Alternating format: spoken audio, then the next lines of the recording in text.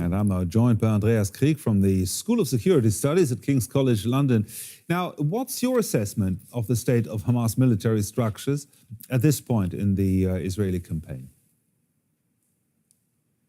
Well, I mean, to be honest, it's kind of meaningless to discuss how many fighters have been killed, how many tunnels are still intact, because as the IDF spokesperson rightly said, this is an idea, it's a movement, and that idea of armed resistance has been fueled by the war. So the war in many ways has been counterproductive.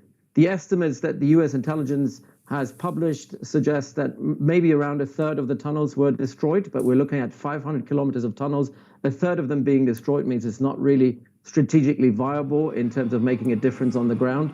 And in terms of estimates of how many fighters were killed, we're looking at 30%, 35% of Hamas fighters. But obviously at the same time, we've seen Hamas being able to restock most of its fighting battalions with new recruits, and hence here is where the problem comes in. I think Israel has fundamentally misunderstood the source of power for Hamas, which is the idea of armed resistance. And while Israel has failed to provide a strategic alternative to Hamas politically, it has created a thrust and a kind of a polar attraction to the movement and to the idea of armed resistance, because the desperation of people, particularly in Gaza, who've been hit, entire generations of people have been annihilated, half of infrastructure has been destroyed in Gaza. That has fueled the kind of attraction of the idea of armed resistance, because people have no alternative.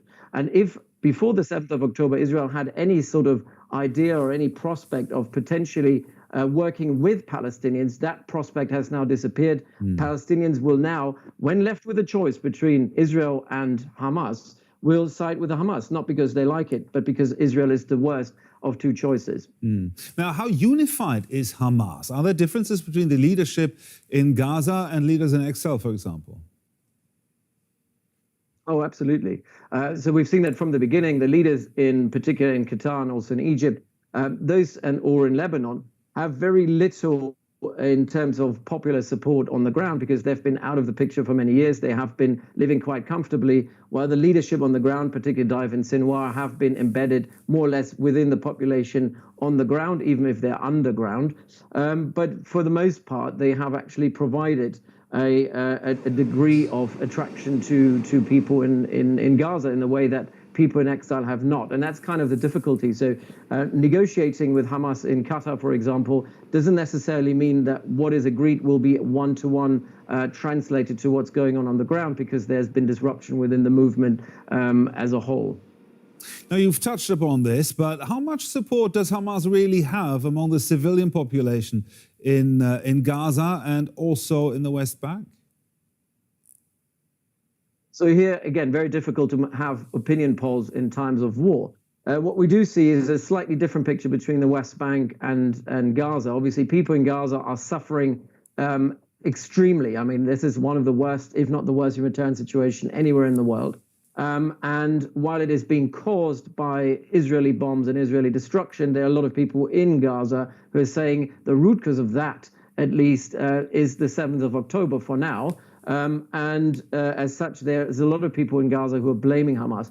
On the other side, you have people in the West Bank who are not suffering that much at the moment, at least from Israeli occupation. And they feel the only way to fight back is to support Hamas in countering what they see as Israeli aggression. And in Gaza, the picture is, again, is slightly different. So I would say that Hamas is losing some support. But again, people in Palestine are left with a choice between a pest and cholera, between Israel and Hamas. And since Israel hasn't offered a viable solution out of desperation, and that would have been an opportunity here, an alternative to Hamas, people will side with Hamas because they have no other choice.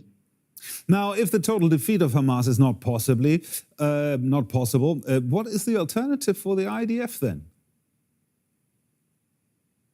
Well, the IDF is in a difficult situation, and we're seeing increasing ruptures here between the IDF leadership and the political leadership in Jerusalem. This right-wing government of Bibi Netanyahu is not pursuing a viable political strategy. It's relying entirely on the military. And the IDF is now coming out more and more saying there is no military solution to the problem. We need a strategic pathway to self-governance to provide Palestinians with a viable solution to self-governance, not just in the West Bank, but also in Gaza. And the Israeli government is doing everything to undermine this by, empowering settlers, by empowering now new governance structures, Israeli government structures in the West Bank that further undermine the Palestinian Authority. So what needs to happen is Israel needs to think about a strategic solution. It needs to attack the root cause of the conflict, which is occupation, which is the lack of a viable solution and pathway to a two-state solution. And that has to Israel has to fundamentally change its approach to that, both means, both ways, and also its ends. I don't see that happening because Netanyahu in particular and his right-wing government have no real interest to provide Palestinians with any incentive. They want to pursue a policy of iron fist, and that is going to fail.